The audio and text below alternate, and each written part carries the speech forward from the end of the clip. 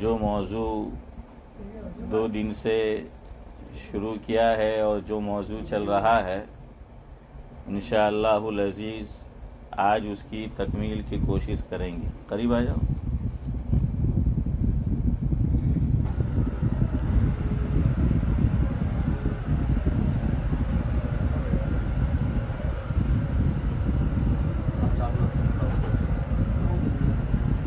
ہو جانے دو تو تھوڑی دیر میں ہو جائے.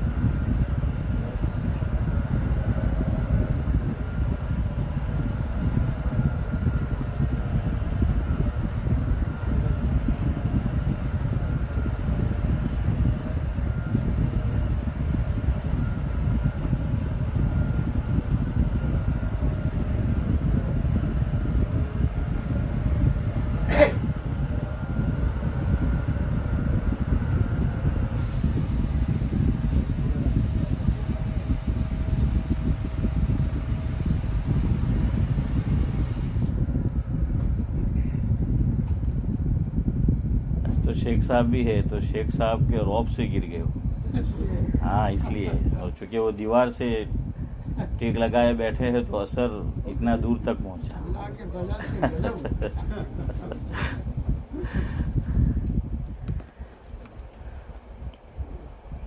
گزشتہ کل جہاں سے بات شروع کی تھی وہیں سے آج بھی آغاز کرتا ہوں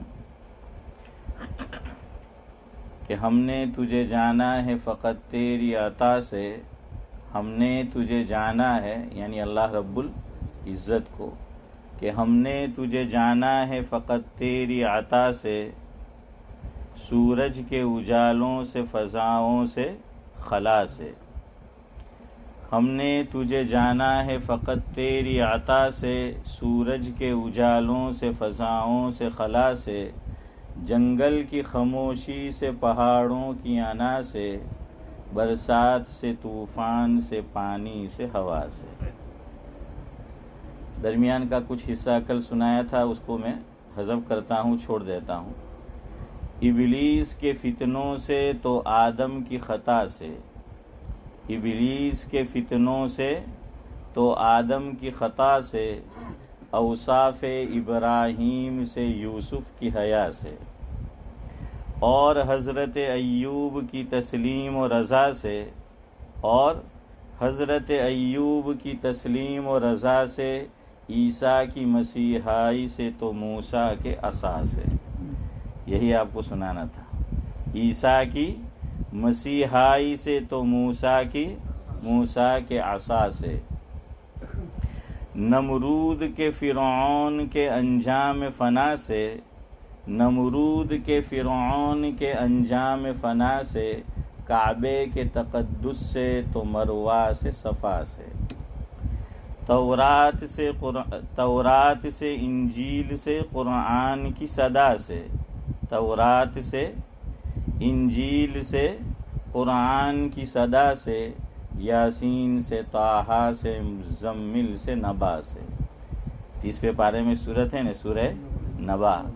تو یاسین سے طٰہٰ سے مزمل سے نبا سے، اور آخری مصرع ہے، ایک نور جو نکلا تھا کبھی غار حرا سے، ایک نور جو نکلا تھا کبھی غار حرا سے، ہم نے تجھے جانا ہے فقط تیری عطا سے.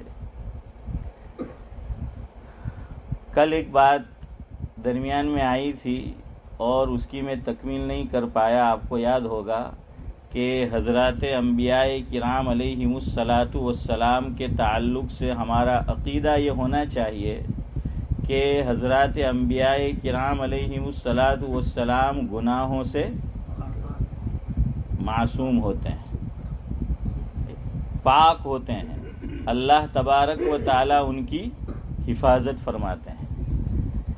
یہ میں نے آپ کو اس لیے کہا کہ آپ کو تو شاید پڑھنے کا موقع نہیں ملا ہوگا، لیکن بعض لوگوں نے حضرات انبیاء کرام علیہم الصلاۃ والسلام کی عصمت کو بھی نہیں بخشا. قلم اٹھایا اور اٹھاتے چلے گئے اور یہ تک بھول گئے کہ انبیاء کون ہیں. آپ مولانا سید ابو الاعلیٰ مودودی علیہ الرحمہ کی تفسیر پڑھو تو آدمی سر پہ ہاتھ دے دیتا ہے. یعنی ایسی گستاخی حضرات انبیاء کرام علیہم الصلاۃ والسلام کی شان میں. تو اس لیے اپنا یہ عقیدے کی بات ہے. تو کہا ہے کہ ابلیس کے فتنوں سے تو آدم کی خطا سے. دیکھیے قرآن کریم کی ایک آیت کو پڑھ کر اس کا فیصلہ مت کیا کرو. بعض مرتبہ قرآن کریم کے اندر اللہ تبارک و تعالی ایک مقام پر کچھ فرماتے ہیں اور دوسرے مقام پر کچھ فرماتے ہیں. تو یہاں اب آدمی کو ضرورت پڑتی ہے کسی اہل علم کی کہ جو واقع میں صحیح علم رکھتا ہو، تاکہ وہ دونوں آیتوں میں کیا دے سکے، تطبیق دے سکے. اب دیکھیے یہی حضرت آدم علیہ السلام، چلے آپ نے پڑھا تو نہیں لیکن ہو سکتا ہے کہ قوالی کا شوق رہا ہو. ہیں کسی زمانے میں یہاں جو حضرات بیٹھے ہیں قوالی کا شوق رہا ہوتا تھا پہلے. میرے والد مرحوم اللہ غری کے رحمت کرے، شیخ صاحب، ان کو بھی قوالی کا بہت شوق تھا. تو گھر میں بجتی تھی اسماعیل آزاد اور یوسف آزاد. ہیں ہاں، تو وہ مشہور تھے قوال اسماعیل آزاد اور، ہے نا حسن بھائی؟ ہاں، اسماعیل آزاد اور یوسف آزاد. البتہ والد صاحب اتنا احتیاط کرتے تھے، ہمارے سامنے نہیں بجاتے تھے. ہم اسکول گئے ہیں، مدرسے گئے ہیں تو، ورنہ ہم آتے تھے تو ان کو قاری حنیف ملتانی کا بیان بہت پسند تھا. وہ جو نابینا تھے تو ان کی کیسٹ ہمارے یہاں بہت چلتی تھی، ہے نا، بیانات. تو وہاں بیانات رکھ دیتے تھے.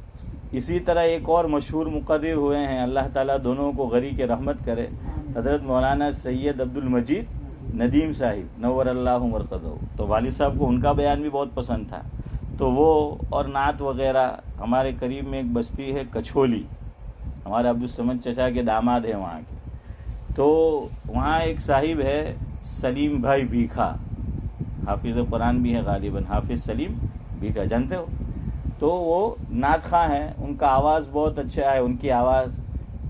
تو ان کی نعت گھر میں سنی جاتی تھی، لیکن ہم نہیں ہوتے تھے تو قوالی سنتے تھے اور اس کو چھپا کے رکھتے تھے کیسٹ کو. لیکن ہوتا کیا تھا، بعض مرتبہ ہم مدرسے سے آ گئے، اسکول سے آ گئے، والد صاحب بھول جاتے تھے وقت کہ بچوں کے آنے کا وقت ہو گیا ہے.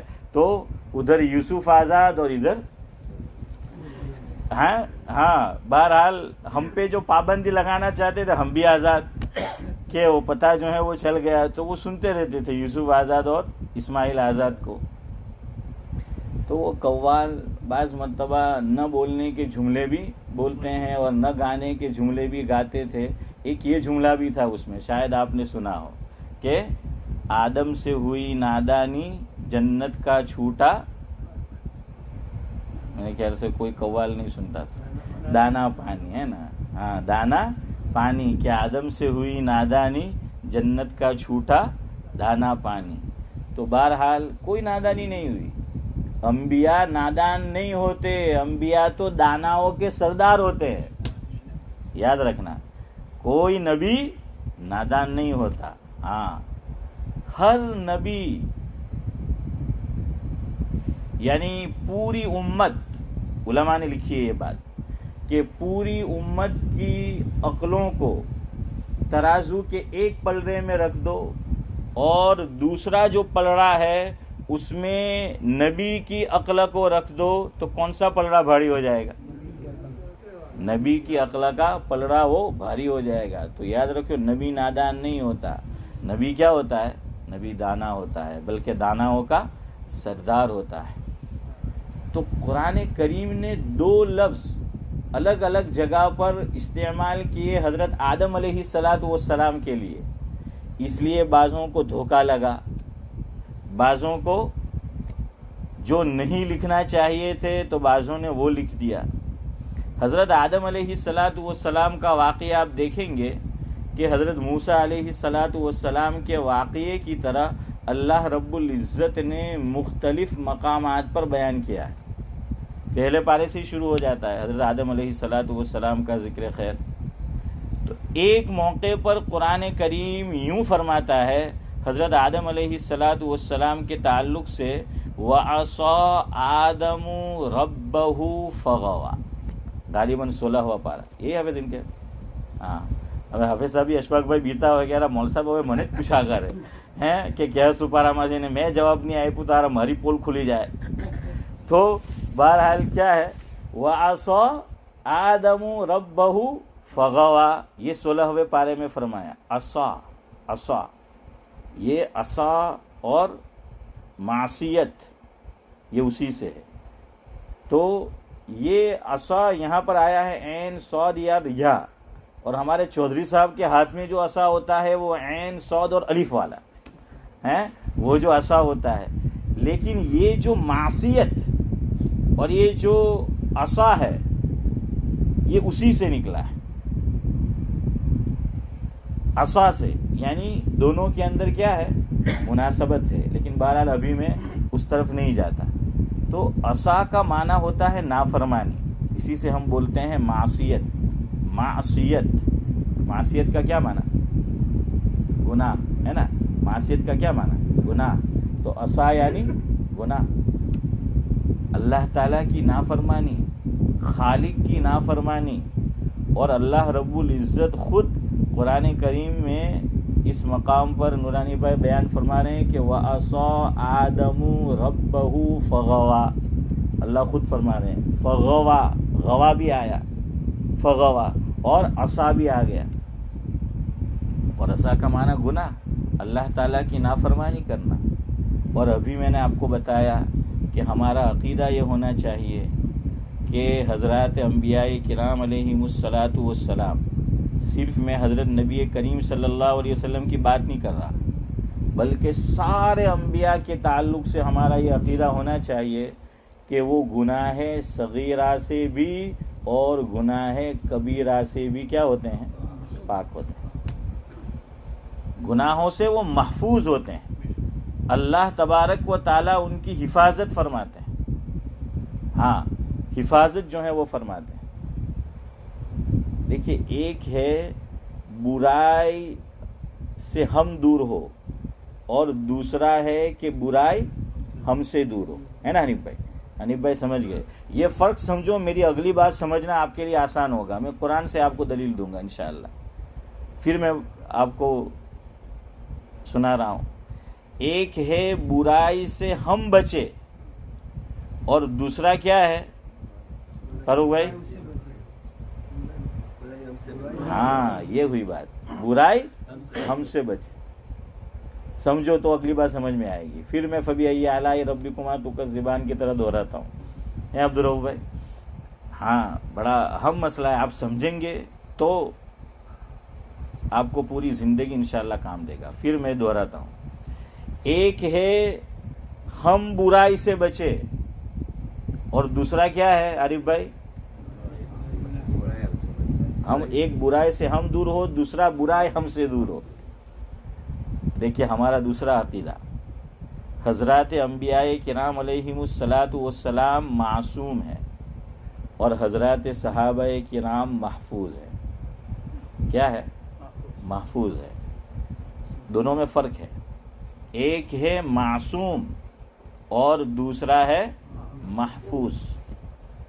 محفوظ کا معنی یہ کہ جو کام نہیں کرنا وہ کر گزرتے ہیں، لیکن اللہ تبارک و تعالیٰ انہیں اس پہ قائم نہیں رکھتا، توبہ کی توفیق دے دیتا ڈیفینیٹلی.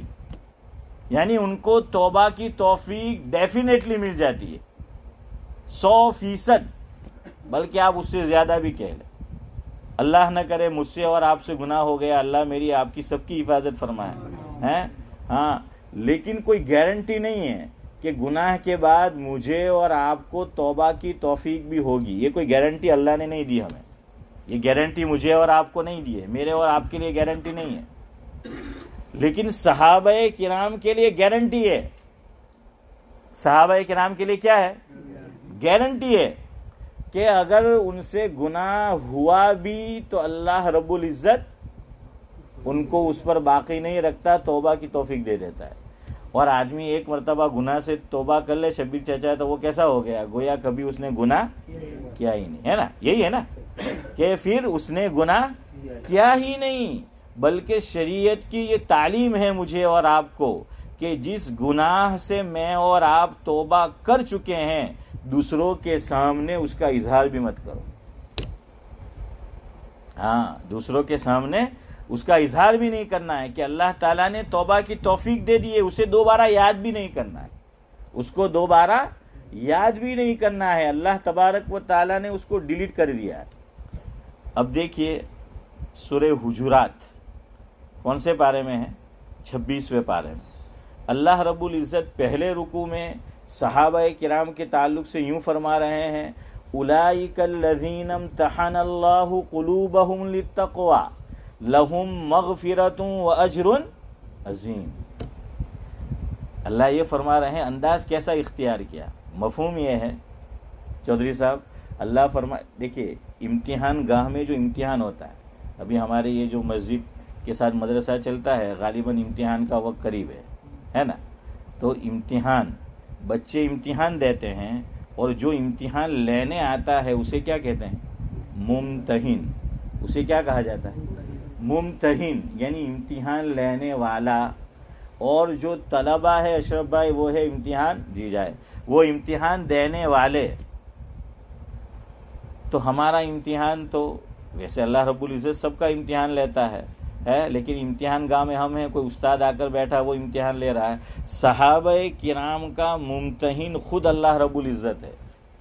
اللہ فرماتے ہیں اولئک الذین امتحن اللہ قلوبہم للتقوی. مفہوم یہ ہے ہاشم بھائی، اللہ رب العزت فرما رہے ہیں کہ ہم نے صحابہ کرام کا امتحان لیا اور وہ اس میں سکسیس ہو گئے، پاس ہو گئے. گارنٹی کون دے رہا ہے؟ اللہ دے رہا ہے کہ انہوں نے امتحان دیا، ہم نے امتحان لیا اور سارے صحابہ اعلیٰ نمبر سے پاس ہو گئے. ایسا نہیں کہ پرائم منسٹر ہو گئے اب ڈگریاں بتا رہے ہیں اور جہاں کی ڈگری بتا رہے ہیں انہی کو نہیں معلوم کہ یہ بندہ یہاں کبھی پڑھا بھی ہے. حسین بھائی یہ اشارے والی بات ہے، آپ سمجھ رہے ہوں گے میں نے کس کے لیے کہا ہے. ہاں، تو اسی لیے ہمارے ایک بزرگ ابراہیم بھائی وہ فرمایا کرتے کہ ہماری مجلس میں بیٹھو تو بھائی ایسے بیٹھو جو اشارے کی زبان سمجھے. اور کہاں بھی جاتا ہے کہاوت ہے کہ عقل مند کے لیے کیا کافی؟ امتیاز بھائی اشارہ، اور گدھے کے لیے تمہیں کیوں، میں تو نہیں کہوں. تو وہ کیا ہے، اس کے لیے اشارہ جو ہے کافی ہے. اور آگے وہ ہمارے بزرگ فرماتے تھے رات کے بیان میں کہ بھائی دیکھو 9 بجے بعد بیان، رات بڑی ہوتی ہے ہمارے یہاں 9 بجے بعد بیان شروع ہوتا ہے. فرمایا کہ جو گدھے ہے بے وقوف ہے وہ وہاں 9 سے 12 میں ہے اور یہاں 9 سے 12 میں جو ہے وہ عقل مند ہے. سمجھ رہے ہو؟ ہاں، تو وہ ہے. تو بہرحال اللہ تعالیٰ فرما رہے ہیں. اور صحابہ کرام کے تعلق سے فرمایا اولئک هم الراشدون اولئک هم المفلحون اولئک هم الفائزون ذلک الفوز العظیم ورضوان من اللہ اکبر ذلک هو الفوز العظیم مغفرۃ واجر عظیم وَأَعَدَّ لَهُمْ أَجْرًا عَظِيمًا وَأَعَدَّ لَهُمْ أَجْرًا كَرِيمًا. یہ سب صحابہ کرام کے لیے فرمایا گیا. اس لیے آج کے دور میں مولانا، میں نام لے لیتا ہوں، جب وہ صحابہ کو نہیں بخشتے تو ہم کیوں نام لینے میں شرم حیا محسوس کریں. مولانا سلمان ندوی جانتے ہو نا آپ؟ ہاں، یہ صحابہ کرام کے خلاف بکواس کرتے رہتے اور خاص کر محرم جب آتا ہے تو وہ امیر معاویہ رضی اللہ تعالیٰ عنہ کو بطور خاص نشانہ بناتے ہیں. اور ہم جو علماء دیوبند ہیں، ہمارے اکابر دیوبند ہیں، اور ہم جو دیوبندی ہے، تو حضرت مفتی سعید احمد صاحب پالنپوری رحمۃ اللہ علیہ سے میں نے سنا، حضرت فرماتے تھے مفہوم یہ ہے دیوبندیوں کے مشن میں ایک مشن یہ بھی ہے کہ نبی انبیاء کے خلاف گستاخی اور صحابہ کرام کے شان میں گستاخی ہم برداشت نہیں کریں گے. جو بھی دیوبندی ہوگا وہ اس کو برداشت نہیں کرے گا. نہ حضرات انبیاء کرام علیہم الصلاۃ والسلام کی شان میں ہم گستاخی برداشت کریں گے اور نہ حضرات صحابہ کرام کے. کیوں حضرات صحابہ کرام کے لیے؟ وہ سمجھو، اس لیے کہ قرآن کریم اور احادیث پاک کا ذخیرہ اور حضور اکرم صلی اللہ علیہ وسلم کی مبارک سنتیں ہم تک جو پہنچی ہے فاروق بھائی اس میں واسطہ کون ہے؟ صحابہ ہے، عبدالرؤف بھائی صحابہ ہے نا. اور اگر درمیان میں ہاشم بھائی جو واسطہ بنے ہیں اسی پہ انگلی اٹھے گی، اسی کو تم کیا کر دو گے؟ نشانہ بناؤ گے. تو پھر بات تو آگے تک پہنچی ہے نہیں کہ نا، بات حسن بھائی کہاں تک پہنچے گی؟ پھر وہ آگے تک پہنچے گی. اس لیے صحابہ کرام کے خلاف ہی گستاخی کو برداشت نہ کرو تاکہ اس کی ہمت آگے بڑھے ہی نہیں. اگر ہم چپ رہ گئے، خاموش رہ گئے عبد القادری چچا، تو کیا ہوگا؟ ان کی ہمت اور بڑھے گی، ان کی ہمت وہ اور بڑھے گی، اور پھر تو دین چونچوں کا مربع ہو جائے گا. یہی تو ہے. حضرت سلیمان علیہ السلام کا واقعہ سورہ نمل میں اللہ رب العزت نے بیان فرمایا ہے. اللہ تعالیٰ جزائے خیر دے. میں جو بات بیان کرنے جا رہا ہوں اس بات کو بیان کیا ہے شاہ عبدالعزیز محدث دہلوی رحمۃ اللہ علیہ نے. بہت بڑے آدمی ہمارے اکابر میں. جب ان کا درس کا حلقہ لگتا تھا دہلی کی مسجد کے اندر تو مسجد میں بیٹھنے کی جگہ نہیں ہوتی، اتنے لوگ وہ ہوتے تھے. حضرت شاہ عبدالعزیز محدث دہلوی علیہ الرحمہ نے جو استدلال کیا ہے مولانا اقبال صاحب جو موجود ہے وہ ان کو لطف آئے گا کیسا استدلال کیا ہے قرآن کریم کی آیت سے اور حضرت سلیمان علیہ السلام کے واقعے سے. سورہ نمل میں ایک جگہ پر ہے کہ چیونٹی کا قصہ ہے. چیونٹی کا جو سردار ہے، آپ سردارن کہہ لیجئے یا سردار کیا کہیں گے لیکن قرآن نے فرمایا قالت. اور مولانا اقبال صاحب جانتے ہیں یہ مذکر ہے کہ مؤنث ہے؟ مولانا اقبال صاحب آپ کا بھی امتحان ہو جائے. مؤنث ہے نا؟ ہاں یہ مؤنث ہے. تو اس سے یہ پتہ چلتا ہے کہ کیا تھی وہ. چلے بہرحال آپ جو بھی سمجھے. تو چیونٹی حضرت سلیمان علیہ السلام کا لشکر گزرنے والا ہے. وہ گھوڑے پر ہے، سواری پر ہے، لشکر گزرنے والا ہے. وہ چیونٹی خبر لاتی ہے دور کی. رپورٹر وہ بھی رکھتی ہوگی، ہے نا، بریکنگ نیوز. آج کی زبان میں اللہ دماغ کھائی جائے. بریکنگ نیوز 10 منٹ نہ ایما 5 منٹ تو آج بولا کرے. اور یہ وہ پٹی پہ یہی جو ہے وہ گھومتا رہتا ہے کہ دماغ آدمی کا ختم ہو جائے. تو وہ سردار تھی. تو اس سے پتا چلا سردار کی نظر سب چیزوں پہ ہونی چاہیے. جب وہ سردار بنا ہے આપણે તો જે મોટો હોય સંસ્થાનો કોઈ બી તંજીમ છે તેને આપણે કે ઓ આવું જ કે મને તો ખબર જ નહીં, તો પછી બનેલો હું કોણ. ایک تو یہ کہ چلو کبھی ایسا ہو جائے وہ نہیں تھا، غیر حاضری ہو. یہ آپ حاضر ہو اور کیا ہو رہا ہے وہی آپ کو نہیں معلوم، تو آپ سردار کس کام کے؟ آپ بڑے بنے کس کام کے پھر کہ جب آپ کو پتہ ہی نہیں ہے. لیکن મારા પાસે એટલો બધો ટાઈમ નહીં મળે તો પછી નહીં બનવાનું. ટાઈમ નહીં મળે તો ٹائم نہیں ملے. Time is money, time is gold ہے. تو پھر آپ مت بنو جب آپ کے پاس وقت نہیں ہے. حضرت مولانا عبداللہ صاحب کاپود روی نور اللہ مرقدہ، دیکھیے سیکھنے کی چیز ہے. اللہ نے ایک مقام دیا تھا، آپ سب جانتے ہیں. ایک مقام جو ہے وہ ان کو دیا تھا. تو شبیر چچا لوگ ان کے پاس آتے تھے کہ ہمارے دارالعلوم کے، ہمارے ادارے کے آپ کیا بن جائے، سرپرست بن جائیں. تو حضرت فرماتے تھے کہ خالی نام کا سرپرست بننے کا کیا فائدہ ہے جب میں وہاں آ نہیں سکتا، میں ٹائم دے نہیں سکتا، تو سرپرست بننے کا فائدہ کیا؟ اگر آپ ٹائم نہیں دے سکتے مت بنو. ہاں جب بنے تو پھر ٹائم دو. خیر بہرحال تو یہ چونکہ سردار تھی تو وہ خبر رکھ رہی تھی کہ بھائی کہیں میری قوم کو نقصان نہ پہنچے. تو اس نے اعلان کیا چیونٹی نے. قرآن کریم کہہ رہا ہے اور اسی کے نام پر عبد القادر چچا کیا ہے پوری صورت ہے کہ چیونٹی نے کہا قالت یا ایھا النمل ادخلوا مساکنکم لا یحطمنکم سلیمان وجنودہ وہم لا یشعرون. اللہ اکبر. کیسا علم دیا تھا اللہ تعالیٰ نے ہمارے اکابر کو ہے. اس جملے پہ غور کرو اخیر میں جو میں پھر پڑھتا ہوں. چیونٹی نے کیا کہا؟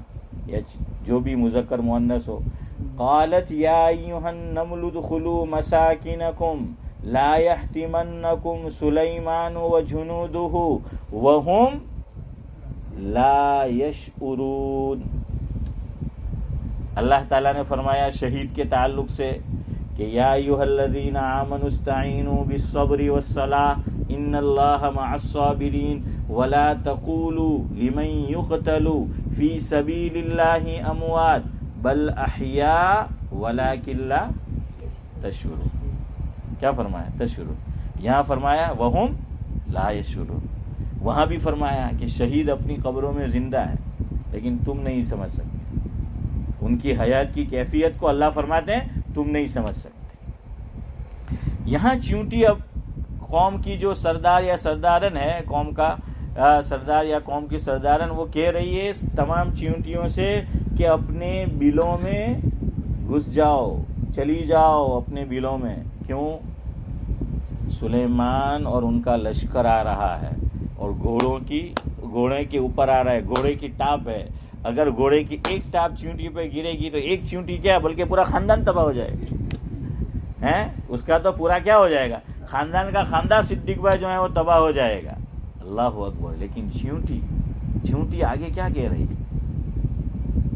اگر ایسا ہوا بھی کہ سلیمان علیہ السلام اور ان کا لشکر یہاں سے گزرنے والا ہے اور اگر ہم اپنے بلوں میں نہ گھسے، حفاظتی حصار میں ہم نہیں گئے، اپنے مکان میں اور قلعے میں ہم نے پناہ نہیں لی اور کوئی اس کے گھوڑے کے پاؤں کے نیچے سے آ کر جو ہے وہ کچل گئی مر گیا، فرمایا وہ جان بوجھ کر نہیں کریں گے. وہم لا یشعرون. ان کو تو پتہ بھی نہیں چلے گا کہ ہم نیچے ہیں.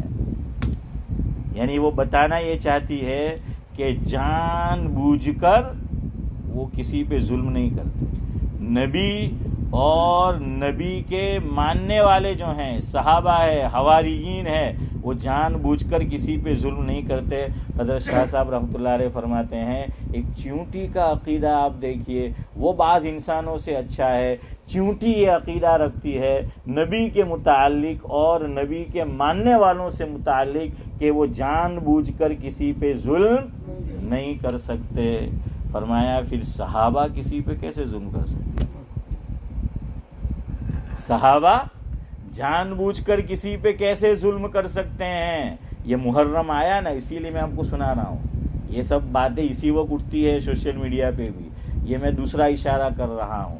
کچھ لوگ کہتے ہیں کہ حضرت نبی کریم صلی اللہ علیہ وسلم نے دنیا سے پردہ فرمایا. خلافت کا پہلا استحقاق کس کو تھا؟ علی کو، ہے نا؟ ہاں، علی تیرا، یہ بھی قوال بولتے تھے، علی تیرا پہلا. میں نے کہا پہلا نہیں، چوتھا نمبر. نہیں چوتھا ہے، نہیں تیسرا ہے کہ بھائی علی کا پہلا نمبر نہیں ہے. دمادم مست کلندر، علی تیرا پہلا نمبر. تو پہلا نمبر نہیں ہے. یاد رکھو ایسی چیزیں گھروں میں سننے کی بھی نہیں. اب تو آپ نہیں سنتے ہوں گے لیکن ہم بے خیالی میں ایسی چیزیں اپنے گھروں میں لاتے ہیں. یہ ہمارے عقیدے کے خلاف ہے. علی کا پہلا نمبر نہیں ہے، علی کا پہلا نمبر نہیں ہے.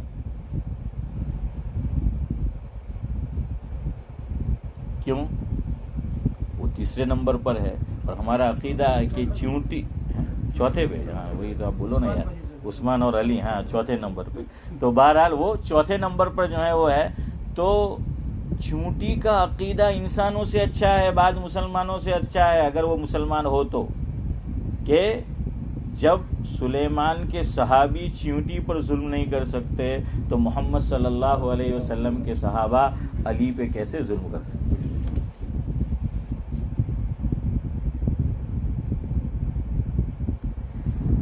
خیر بہرحال میں کیا کہہ رہا تھا کہ یہ عقیدہ ہمارا ہونا چاہے. تو مولانا سلمان ندوی، وہ پہلے عقیدہ ان کا صحیح تھا.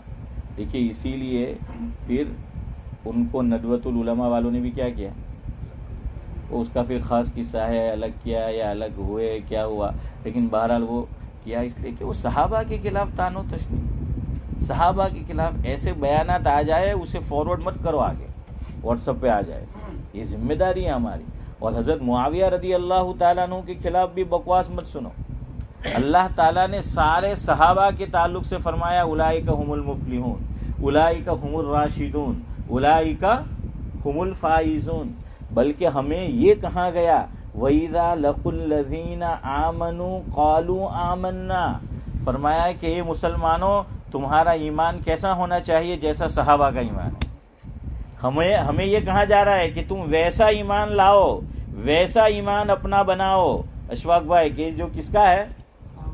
صحابہ کرام کا جو ہے وہ ایمان ہے. خیر یہ علمی باتیں تھی، میں نے سمجھانے کی آسان انداز میں کوشش کی ہے. اللہ کرے کہ آپ تک میں اپنا میسیج صحیح طرح کنوے کر سکا ہوں اور آپ کو سمجھا سکا ہوں. اب سنیے، میں نے کہا ایک ہے برائی سے ہم بچے، دوسرا ہے کہ برائی ہم سے بچے. پھر آؤ واپس اس بات پر. نبی کیا ہے؟ معصوم. اور صحابہ کیا ہے؟ محفوظ. معصوم اور محفوظ میں فرق سمجھو.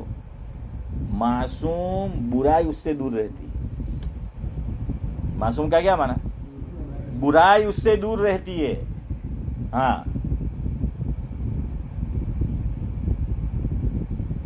سورہ یوسف 12واں پارہ اللہ رب العزت ارشاد فرما رہے ہیں حضرت یوسف علیہ الصلوۃ والسلام کے متعلق لِنَصْرِفَ عَنْهُ السُّوءَ وَالْفَحْشَاءَ، کہ یوسف سے برائی دور رہی.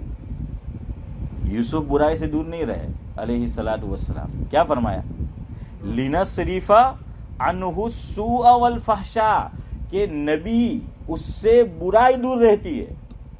نبی برائی سے دور یہ نہیں کہا، بلکہ برائی نبی. دونوں میں فرق سمجھو. ایک کہ وہ ہمارے پاس ہے، ہم سے کلوز ہے لیکن ہم دور ہو گئے، اور دوسرا کہ وہ خود دور رہتی ہے. جیسے حضرت عمر رضی اللہ تعالیٰ عنہ، حضور نے فرمایا، گارنٹی دی ہے، اس کی سند دی، مفہوم ہے کہ عمر جس گلی سے گزرتے ہیں ہاں شیطان. اور ہمارے حضرت تو فرماتے تھے، مفہوم ہے کہ ایک مرتبہ کشتی بھی ہوئی ہے حضرت عمر رضی اللہ تعالیٰ عنہ کی شیطان کے ساتھ، اور اتنا بودا تھا کہ وہ ایک ہی داؤ میں نیچے ڈال دیا. آپس میں کشتی ہوئی تو، اور فرمایا کہ وہ حضرت عمر کے نام سے ہی پیشاب خطا ہو جاتا ہے اس کا. اسی لیے علماء نے لکھا، دیکھیے چھینک آنا، چھینک الادب المفرد میں حضرت امام بخاری علیہ الرحمہ کی جیسے بخاری شریف کتاب ہے، اسی طرح الادب المفرد بھی ہے. الادب المفرد میں حضرت امام بخاری علیہ الرحمہ نے ایک روایت ذکر کی جس کا مفہوم یہ ہے کہ چھینک اللہ کی طرف سے آتی ہے. چھینک کس کی طرف سے آتی ہے؟ اللہ تعالیٰ کی طرف سے. اور آج کی جو میڈیکل سائنس ہے وہ بھی یہ کہتی ہے کہ آدمی چھینک کھاتا ہے تو اس کی وجہ سے کئی جراثیم جو اس کو نقصان پہنچا سکتے ہو، حنیف بھائی، وہ کیا ہو جاتے ہیں؟ باہر چلے جاتے ہیں. چھینک آنا یہ صحت کی علامت ہے، ہاں، لیکن زکام ہے تو پھر صحت کی علامت نہیں ہے. اسی لیے ایک مسئلہ یاد رکھو، کسی کو چھینکا، اس نے کہا الحمدللہ، جواب کیا دیں گے؟ یرحمک اللہ. پھر آیا ہیں، چلو آپ نے 2 مرتبہ جواب دے دیا. پھر آیا 3 مرتبہ جواب دے دیا. اور بعض کو تو اللہ تو دندت لینے بیٹھو ہیں، بیجو کوئی کام دندت نہیں ملے آنو ہیں. سلیم بھائی آپ کا نام ہے؟ ہاں سلیم بھائی. کہ کوئی کام دھندا ہی نہیں ہے دوسرا، تو کیا ہم اس کو جواب ہی دیتے رہے؟ اب کیا تو چائے لوں. وہ بعض لوگوں کو ہوتی ہے، کیا ہے نا، اللہ سب کی حفاظت فرمائے، تو وہ ہوتی ہے. وہ یعنی بیماری کا مطلب، وہ بیماری تو خیر آپ نہ کہیں، لیکن یہ کہ ان کو ایک الرجی ہے. جی ہاں، تو وہ ہے، اس لیے مسئلہ الگ ہے. اور عبدالرؤف بھائی کہہ رہے آپ کو ہے، ہاں، تو اگر ان کو پہلی مرتبہ آئے تو جواب دے دو.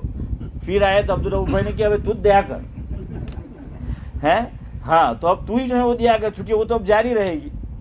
اور دوسرا مسئلہ بھی یاد رکھو، بہت زیادہ آپ نے کہ صوفی کو اڈا بھی نہیں بنوانا.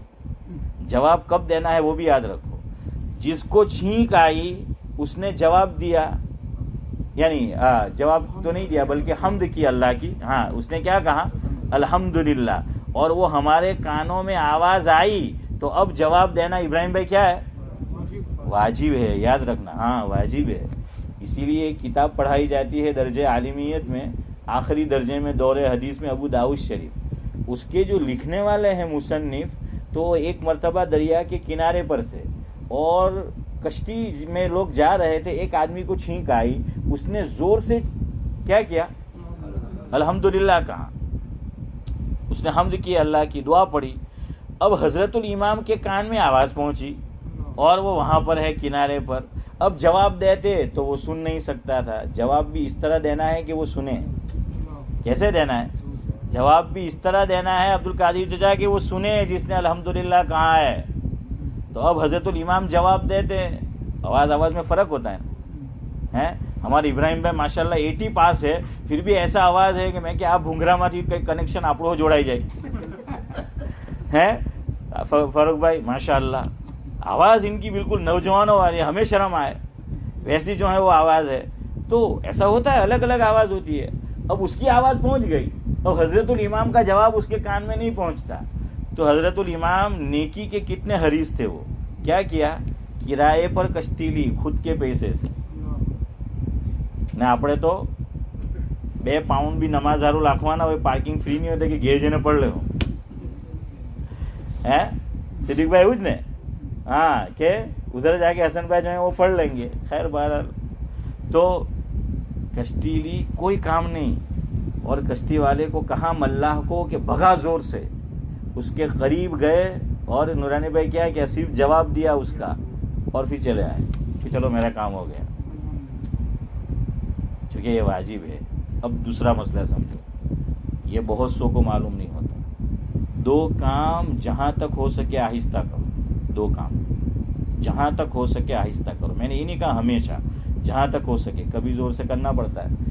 ایک آیت سجدہ جب تلاوت کرو آہستہ کرو. قرآن کریم ہم پڑھ رہے ہیں، دوسرے لوگ بھی اپنے کام میں مشغول ہے، قریب میں ہیں. اب ہم نے آیت سجدہ پڑھی. ہر ایک تو حافظ نہیں ہوتا اور ہر ایک کو تو پتہ نہیں ہوتا کہ یہ آیت سجدہ ہے. اور اگر پتہ بھی ہے تو بعض مرتبہ آدمی اپنے کام کاج میں سعد اللہ صاحب کیا ہوتا ہے، مشغول ہوتا ہے. وہ جواب نہیں دے گا. یہ جواب دینا واجب ہے اور واجب کو چھوڑنے والا کیا ہوتا ہے. اس لیے آیت سجدہ آہستہ پڑھو. آیت سجدہ کیا پڑھو؟ آہستہ جو ہے وہ پڑھو تاکہ وہ دوسرے پر جواب دے. آیت سجدہ جب اس نے سنی تو اس پہ سجدہ کرنا واجب نہ ہو جائے، کیونکہ اس کو بھی سجدہ کرنا ہے. ہاں دوسرا مسئلہ الگ ہے، یاد رکھو. جمعہ کے دن ہم فجر کی نماز میں کیا پڑھتے ہیں عام طور پر؟ سورہ الف لام میم سجدہ. اس میں بھی آیت سجدہ آتی ہے. ایک آدمی نماز میں شامل نہیں ہے، وہ آ رہا ہے نماز میں نہیں، اس نے نماز کے باہر سنی، اب اس کو سجدہ نہیں کرنا ہے. کیوں؟ فقہا نے مسئلہ لکھا ہے کہ جو آیت سجدہ امام نماز میں تلاوت کرتا ہے تو جو حضرات نماز میں موجود ہے تو اسلام بھائی ان کو ہی کیا کرنا ہے؟ وہ سجدہ وہ نماز کے اندر کرنا ہے. سمجھ آ رہا ہے؟ وہ باہر نہیں کر سکتے، اس لیے نماز کے اندر ہی وہ سجدہ وہ کرنا پڑے گا. لیکن ویسے ہی پڑھ رہے ہیں، سن لیا، اس لیے آہستہ پڑھو آیت سجدہ. دوسری بات، چھینک آئے زور سے جواب مت دو، ورنہ جس نے سنا اس کے لیے کیا ہو جائے گا؟ جواب دینا واجب ہو جائے گا. اب دیکھیے وہ زور سے نہ دیتا، حضرت الامام کے پیسے بچ جاتے ہیں. હવે તમારામાંથી કોઈ કહે કે મોલ સાહેબ ઇમામ સાહેબ ને ફિકર નહીં તો તમને હું કો ફિકર, મને તમારા પૈસા નહીં ફિકર છે. تو خیر بہرحال اس لیے زور سے جو ہے وہ جواب نہیں دینا چاہیے. تیسری بات، چھینک آئے اور کوئی الحمدللہ کہے تو جواب دو. અમુક લોકો ہیں صوفی کوڈا આપણે ایسا کہتے ہیں، اس کو چھینک آئی. آج آپ نے مسئلہ سنا ہے، اب عبدالرؤف بھائی کو چھینک آئی اور انہوں نے دل ہی دل میں اللہ کی تعریف کر دی. تو اب عارف بھائی جوڑ تھی یرحمک اللہ. ارے بھائی کیا ضرورت ہے؟ ارے بھائی کیا جو ہے وہ ضرورت ہے یہاں یرحمک اللہ کہنے کی؟ جتنا مسئلہ جس طرح سے ثابت ہے اتنا ہی کرو. جیسے تسبیحات نماز کے بعد یا تو 10 پڑھو، 10 یہ بھی بخاری شریف میں آیا ہے، یا پھر 33 اور وہ لا الہ الا اللہ جو آیا، یا پھر 33 34 اور 100. اب بعض لوگ کیا ہے، امام صاحب کی ختم نہیں ہوئی ابھی تسبیحات، دعا کرنا ہے عصر بعد فجر بعد، تو کہ اچھا جو مول صاحب ہاتھ نہیں اٹھایا ہوا تو چلو جب ودھارے بیچی پڑھ لے. نہیں، جو چیز حضور سے جتنی ثابت ہے، جس طرح ثابت ہے اتنا ہی کرو. سمجھ آ رہا ہے؟ ہاں یہ اس وقت یہی سنت ہے. اور اس میں بھی علماء نے لکھا کہ حضور سے انگلیوں پر شمار کرنا ہی ہے. بعض لوگوں کے ہاتھ میں وہ تسبیح ہوتی ہے، وہ لے کے بیٹھ جاتے ہیں کہ نماز کے بعد یوں کریں گے، یہاں بیٹھے اور وہ نکال لیں، یا وہ الیکٹرک تسبیح ہوتی ہے میں ناجائز نہیں کہہ رہا ہوں، میری بات سمجھنا، مسئلہ سمجھنا، لیکن علماء نے یہ لکھا حضور سے جو عمل جس طرح ثابت ہو اور ہم کر سکتے ہو تو اس طرح سے کرو. بعض عمل ہم نہیں کر سکتے تو نہیں کرنے کا، وہ آپ کو سناؤں.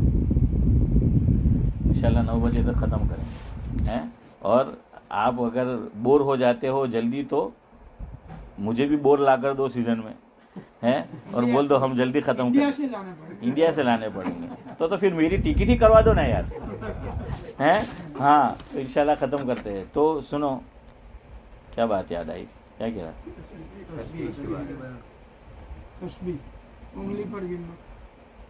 لیکن میں کیا بتانا، چلے بھول گیا. وہ ایک کوئی بات یاد آئی تھی تسبیح پر سے، لیکن کیا یاد آئی تھی وہ رہ گئی. بور بولا تو بور سے کچھ کیا ہوگا، کچھ نہ کچھ تو اس میں راز ہوگا نا. میں نے کیسے کیا بولا. خیر بہرحال اتنا یاد رکھو کہ تسبیح نماز کے بعد جو ہم کریں گے تو وہ کس کے اوپر کرنا ہے؟ انگلیوں پر شمار کرنا ہے.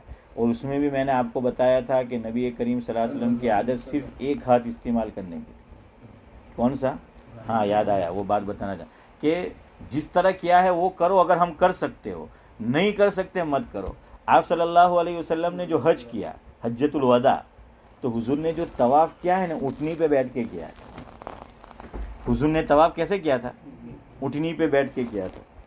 اب کا عصا ہے کہاں ہے؟ باہر ہے، قریب میں. چلو باہر ہے تو رہنے دو، کوئی چیز ہے کہ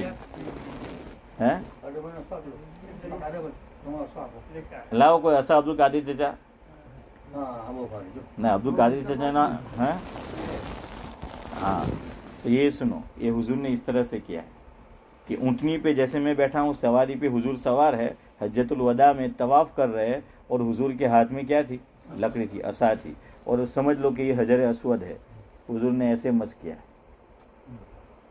کیسے مس کیا ہے؟ دیکھو ادھر، ایسے جو ہے وہ مس کیا ہے اور اونٹنی پہ کیا ہے. اب ہمارے لیے کتنا آسان ہو گیا کہ اگر وہاں جا کے ٹچ کرنا ضروری ہوتا حضور کرتے. حضور کو تو جب سب جگہ دے دیتے، اپن تو اپنی بڑی جگہ نہیں آپ ہاتھے ہوئی تو کتنی طاقت આવી જાય ના અંદર તો કે ના ના ના તમે તો ગમે ત્યારે કરે માટેડા છે એમ કે મરદ છે હું ચાહી تو ہمیں تو کوئی جگہ نہیں دیتا. حضور کو تو جگہ مل جاتی، لیکن حضور کی نگاہ کتنی دور رس ہے، حضور دور کا دیکھ رہے. اب ہمارے لیے آسان ہو گیا کہ جاؤ دور سے کیا کرو، استلام کرو. ہاں اور اس کو جو ہے چوم لو. حضور نے یوں کیا.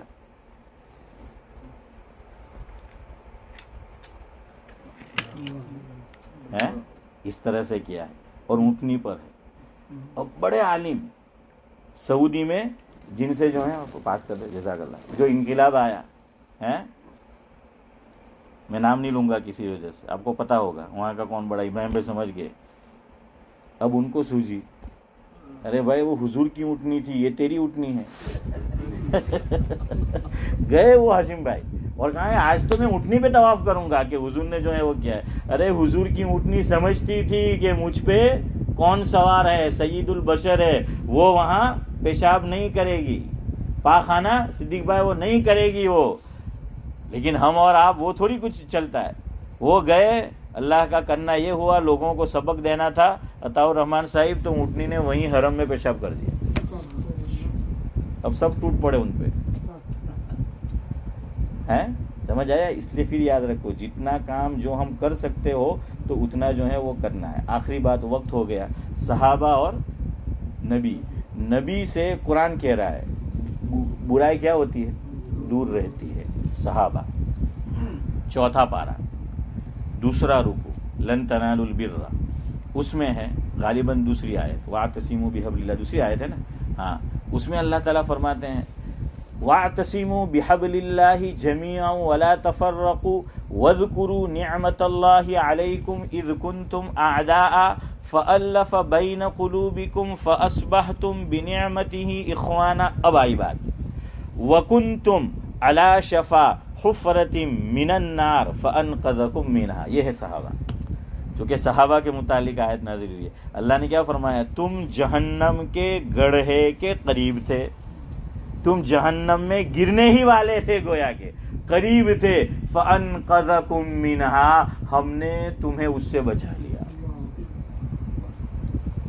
یہ اس سے بچے برائی سے، اور چونکہ صحابہ ہے اور برائی نبیوں سے بچتی ہے. یاد رہے گا، کچھ پیغام نہ رہے اتنا یاد رکھے. اور محرم چل رہا. اب دوسری باتیں تو عاشورہ کے متعلق جانتے ہیں، میں نے جان بوجھ کے یہ مضمون چھیڑا. حضرت معاویہ کو گالی دی جائے گی، اللہ بچائے. صحابہ کو برا بلا، اور ابھی ہمارے لوگ ہیں وہ کر رہے ہیں. اس لیے صحابہ کا جنتی ہونا اس کی گارنٹی کون دے رہا ہے؟ اللہ تعالیٰ. اور جنت بھی ان کو جنت الفردوس. ورنہ ہم لڑکی کا نام جنت الفردوس رکھ دے پھر بھی گارنٹی نہیں کہ جنت الفردوس میں جائے. سبحان اللہ و بحمدہ، سبحانک اللہم و بحمدک، نشہد ان لا الہ. بھائی سلیمان بھائی ملا جو ہیں تو ہم ان کا شکریہ ادا کرتے ہیں. کل انہوں نے بتایا یہ مائک انہوں نے ریپیئر کیا ہے، اب ماشاءاللہ بالکل ویسا ہی ہو گیا ہے. ہاں گویا کہ نیا، گویا توبہ کر لی اس نے ورنہ پہلے ہم نے توبہ کی تھی اس سے.